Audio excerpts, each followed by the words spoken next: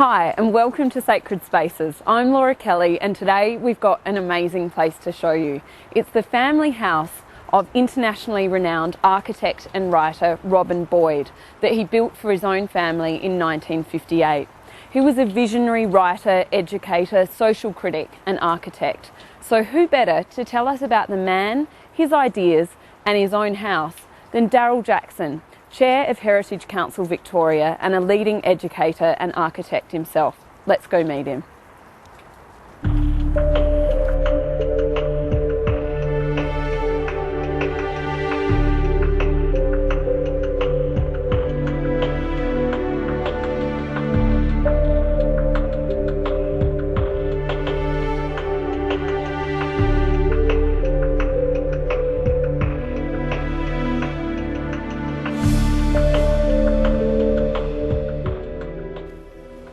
Daryl, welcome to the show.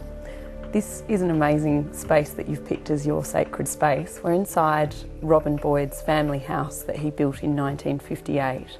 Can you tell me why you've chosen this space as your favourite? Well, I'll try to. I hope you like it, but if you don't like this one, I've got others. The question is that Robin Boyd was a very extraordinary Australian, and the reason that I chose it is to celebrate really his life and the advancement that he made as an architect and as a thinker about our lives upon almost all the other houses that are currently being built. This is a house in which a family of 3 children were brought up. We're sitting in the bedroom and living room, and as people would see when we go through the house, there's an enormous flow of space between one room and the exterior and other rooms. So it's a house turned inside out, as it were. And outside this space here, there's a garden space that's actually the heart of the house. So it's a courtyard space. And so sitting here, you and I are looking down into the garden. We're looking across to the Dandenongs. And we're really right in Walsh Street, South Yarra. So we're in the heart of Melbourne as well. Now, we're going to have a look through this amazing house very shortly. There's some really innovative features in this, particularly when we think this was built in 1958. Yes. Robin Boyd, I mean, was really a visionary and a leader in architecture. At the time, what would people have made of this house in 1958, do you think? I think it would be mystified, perhaps, in some way. On the other hand, once you came and saw this house in operation, architecture does 2 things. It operates in people's lives, but it's also aspirational. And Boyd was really interested in the house as a piece of poetry and a piece of intelligence as much as about its operations. And so it's an indivisible concept, as it were, where 2 things are being brought together in a very strongly built form, a form that related to he and his wife's life, as well as to the nature of the house. So there's a true expression of the intertwining of both those 2 objectives. The house we're sitting in now in this room, I could hear a conversation from downstairs. So you could be chatting to somebody who's downstairs preparing supper or doing the dishes, doesn't matter. And so this sense of living a life that's integral to exchange and to conversation is one of the key points. Modern families, generally speaking, converse better amongst themselves in more open and friendly ways in Australia than past generations. So this house expresses, I think, that context. The space beyond this particular room and downstairs where we'll go consists of 3 bedrooms outside in the back beyond the garden for the children. And as the children were growing up, so they lived their lives in terms of doing homework and things like that, but were always welcomed into here, but they could depart if they wanted. So this sense of fluidity in the way in which we exchange our lives with our children is very important as well. Well, I can't wait to see the rest of the house, so should we go off and have a bit of an explore? We can easily do that.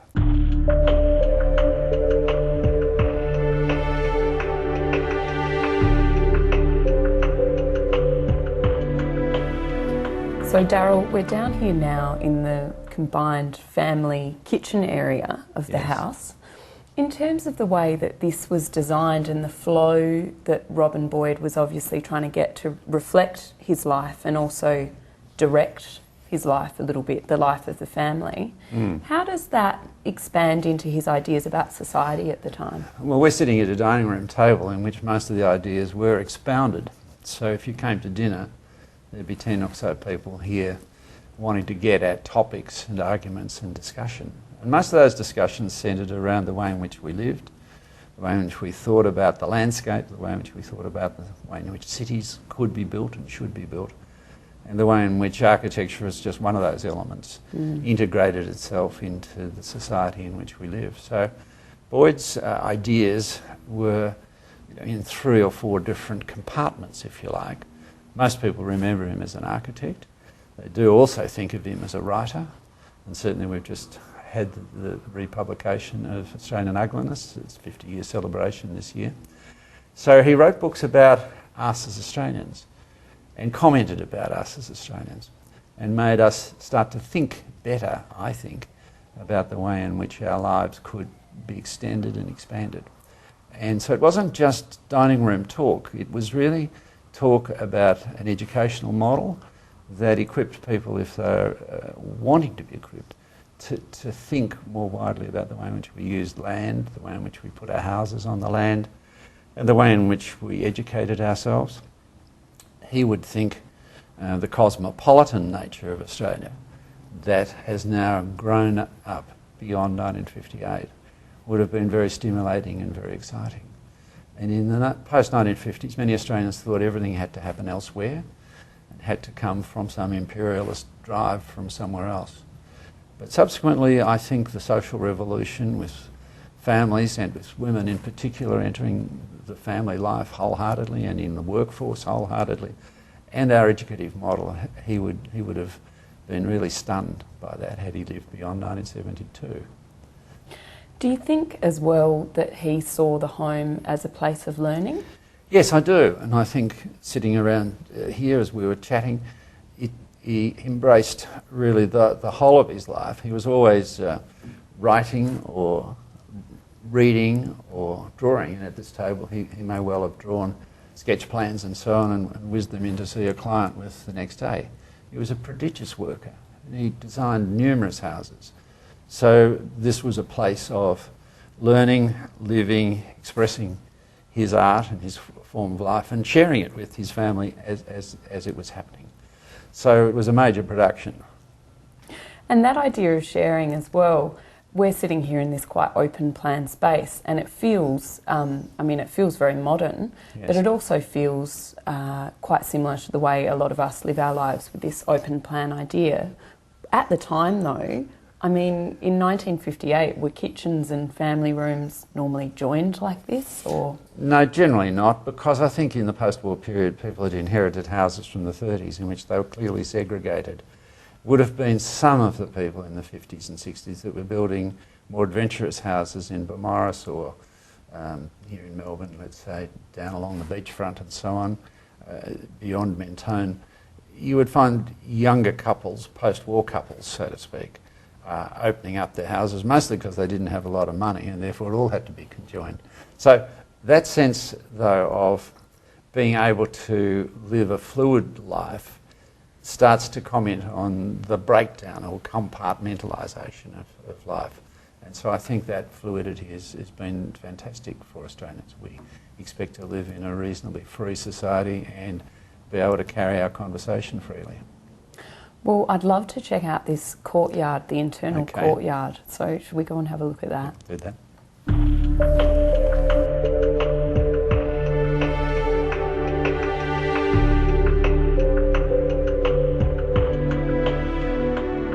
So we're out here in the internal courtyard. Can you place us a little bit, Darryl? Oh, okay. We're really in the centre of the house, right here. And to this side are children's bedrooms and the study for Robin. And we've just come from the living room downstairs and the sitting room and bedroom upstairs. Boyd's view about life was that drawing things together and having a core and having the edges was really very important. So the house has these outer edges and we're right in the heart of it and in the centre of it. He had a view about Australian life that thought our own lives should be the centre of our lives and we should not be supplicants to other people's views of us. So he was trying to throw off the yoke of imperialism and yoke of borrowed understanding. And therefore he saw education as the key to expanding our own ideas and developing them as we've been discussing. And I think this is the heart. He wanted Australians to be the centre of their own lives and work our way outwards from there. And that, I think, has done us good service over the last short while. I think we've been able to develop an understanding of ourselves through film, through literature, through painting and through architecture. So there are good architects in Australia, and there are places that people come from elsewhere to see us. And it's interesting that this you describe as the heart of the house, really, and it's a garden. Yes. In terms of Robin Boyd's views on our natural landscape, what did he want us to do in terms of the natural landscape? He would have wanted us, and did want us, to conserve natural landscape wherever we could, to use the land more sparingly than we do, and certainly when he was designing houses, the relationship between the land and the garden and the house was always a key element. It wasn't what's left over after you built the house. So the idea of living in your garden and appreciating it and being in the house as almost as one was critical. And you'll see a number of houses of his done in that form. And it's not a huge block that we're on here, No, and yet every spare inch has been used, hasn't it? It's a great space for a party, and you can have drinks parties out here and cups of tea, or you can sit out on your own. And just apart from the noise of nearby neighbours and so on, you would think you're a mile away from everything. So it's very good. Now, the last part of the house is the children's bedrooms at the back. Can we have a quick look at that? Yes, we can look at that, and that's Robin's study as well. Fantastic. Good. Excellent. So whereabouts are we now, Daryl? We're in the back room above the garage in a study that Robin had, and we're looking through there towards the rest of the house, through the courtyard, and you can see that there's an enormous transparency in the design. Things are separated, but there's still visual contact. And the art of modern architecture was to try to create a sense of space, a sense of having space, even if you were not occupying it, but that visually you could see it. And it's on a tiny block of land, it's not that big, but there's a marvellous flow of space that comes through here and is picked up in the integration of the roof that spans across the courtyard, which people will see, and the cable structure that ties it together. So it's a very lightweight form of construction and sense of being a stage set in a funny sort of way, that there's a stage appearance of the upper level balcony to the courtyard, so it's a bit Shakespearean in that sense. So the idea that modernism was sort of barren or not engaging is foreign to Boyd, foreign to myself. We think of architecture as being a performance opportunity for people to live out their lives and to celebrate them that way. Well, Daryl Jackson, it's been absolutely fascinating talking to you, learning more about Robin Boyd and getting to see his family home. So thank you so much. Pleasure.